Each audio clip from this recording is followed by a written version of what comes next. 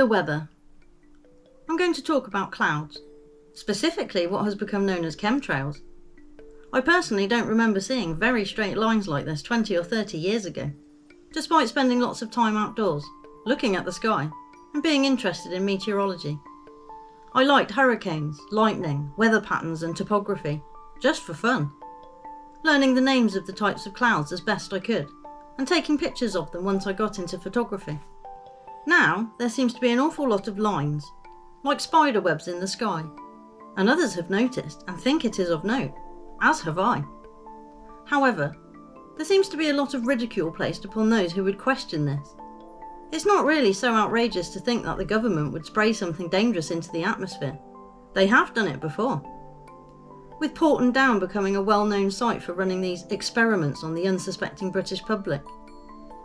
Over the years, they have done various things and created technologies to assist, they say. There is a system called HARP for auroral research, and various patents involving weather modification technology. Spain admitted to changing the weather in 2015 to stop rain.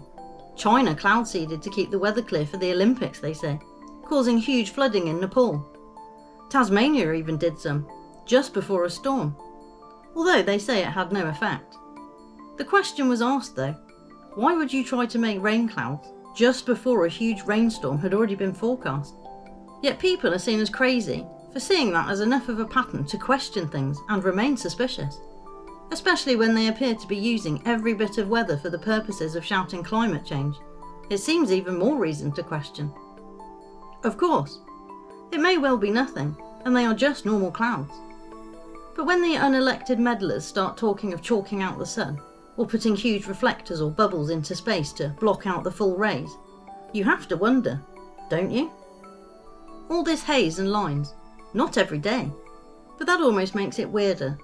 Same conditions, same flight paths, mostly, yet not same result.